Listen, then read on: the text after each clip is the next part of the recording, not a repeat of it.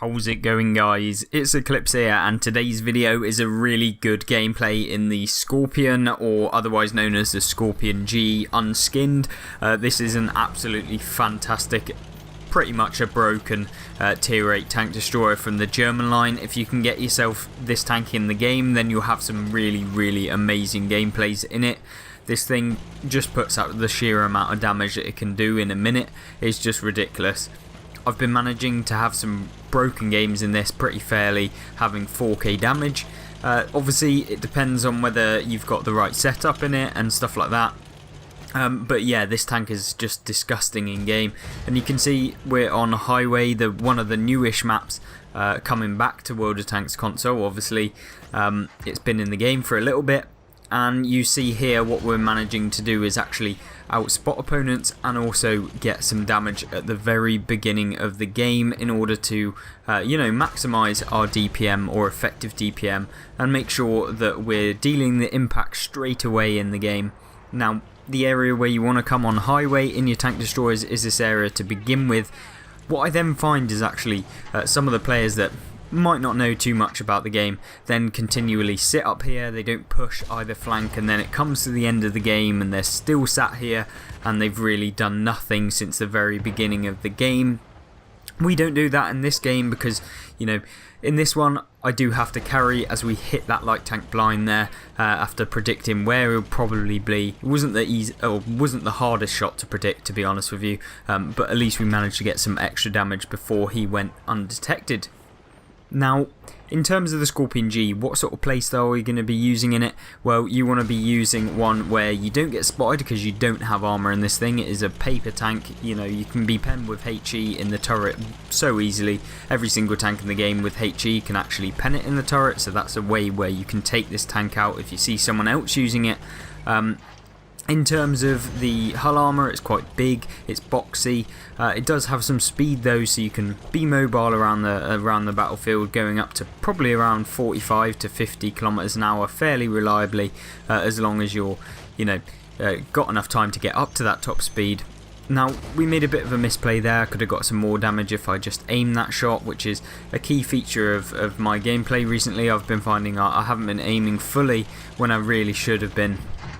Now, we fired on the move there. That was the correct thing to do. We didn't want to stop there to shoot at the Diamondback just in case he tracked us and perma-tracked us there, because that thing does have a really good rate of fire. Now, I've seen that no one's gone into the town, and what happens in this game is if you don't push the town on Highway, you just lose the game, to be honest with you. What happens is the enemy team will just push up. We put one shot into the stockade. Unfortunately it bounces and he manages to actually hit us, which is really annoying. Really didn't want that to happen. Now, he did fire first, which means that our reload is around the same, because I do a little more damage than he does. So what we're going to do is we'll just wait here and hope that he pokes around the corner instead of us poking around the corner, since we don't have any armour, and he's probably then going to come back round the corner if we do poke out against him. Now, what am I thinking here? Well, our team are primarily just camping in the base, which is something you shouldn't do on this game, and if you're doing that, then really don't bother. We saw the stockade fired, so this wasn't because I just wanted another shot of damage. We did see that he shot against the building there, and now he's pushing up. Now, what you want to be doing in your tank destroyers is, obviously, after you've fired, you want to be pulling back around the corner, putting as much cover in between you and the opponent, and then being able to have the best game possible. Now, the Scourge is obviously trying to face hug us. We're reversing back to decrease the likelihood of him being able to actually deal damage from ramming. And then we managed to put a shot straight into his cupola, which is a weak point of those Russian heavies if you can actually manage to get one. Now, we see the Diamondback is trying to keep our VKP locked down, and what we do there is we actually track him in position. We managed to deal damage because we aimed further back on this drive wheel. As you can see, real typical example of just locking someone down and them not being able to literally do anything. Is so frustrating when it's you where the one being locked down in your non-turreted tank destroyer. Now, luckily we have a turret, so that guy just sucks in this game against us anyway. So what we're going to do now is we're going to move up. We're going to put some pressure on this right hand side of the tanks pushing up through the dip. If I'm going to be really honest, you don't want to be pushing up through the dip if you're a heavy tank at this kind of stage in the game. It's too early. Half the enemy team would be still alive, and that's going to be a real problem for you when you're pushing through that dip. You see the river between D4 and A4 is just not a place where you go in your heavy tank, especially this early on. Mediums and light tanks might be able to use the ridge lines or like the dips in there to be able to have some decent games, but for the most part you don't want to be going there. Now, as far as this game's gone, I'm up to 4.8k damage already, as we hit another shot, taking our total up to 5,200 and 500 assistance. Now, at this point, it's kind of a little bit neck and neck. Like, we don't necessarily know who's going to win this game. We have the advantage considering a lot of our tanks are full health because they've been camping all game, and they've probably not done very much damage anyway because they've been camping here. Don't get why the whole mentality on this map is just to camp continuously, but sometimes you do have to push, and going into the town is always the way to go. Going A1 is something I see a lot of players do wrong on this map, is them pushing the A1 area or B1 area of the map, going there on their heavy tank. If you're in a heavy tank, you don't want to be pushing that A1, A2, B1, B2 area. That really isn't the area you want to be going. You want to be focusing on the town, and if you don't make it all the way into the town, you then want to be staying on the outskirts of the town to be able to brawl with other heavies where they're gonna, get the most chance to get some damage, because more often than not, if you go to that alphabet A1 area, then you will probably come up against the medium tanks, get outspotted by light tanks, and also TDs that are just going to pummel you in your heavy tanks. So don't go up there if you're in that type of class.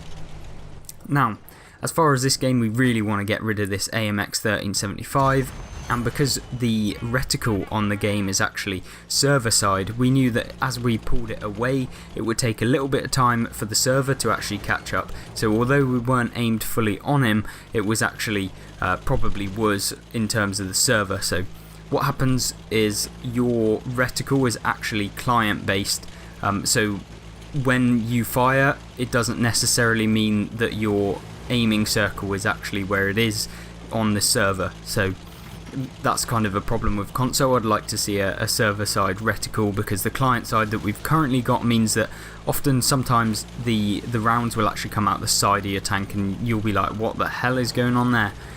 So I really hope that happens fairly soon, and that we don't have this client side reticle for too much longer, because it really is a problem in terms of trying to have some really good games.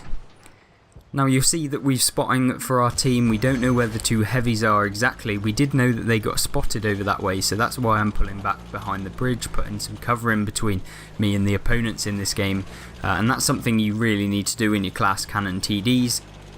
Try and put a cover in between you, and then try and get some shots as and when you can, making sure that your alpha is higher than the opponent's. Otherwise, you don't have to be a mathematician to work that one out. If you've got more alpha than they have, you're going to be winning the engagement quicker than they're going to be able to win against you, so long as you both penetrate your shots. And with a TD, the amount of times where you're not going to be able to penetrate your shot is very small, because the penetration on your standard rounds and also your premium rounds are really quite high. So I would, as long as you're aiming in the right direction, you should be able to have some really good games. Now the CS-53 has pretty weak turret armor, which means that we can plow a shot straight into him, taking our damage total up to 6,500 and 1,400 assistance. And now there's only one tank left alive, the IS-6.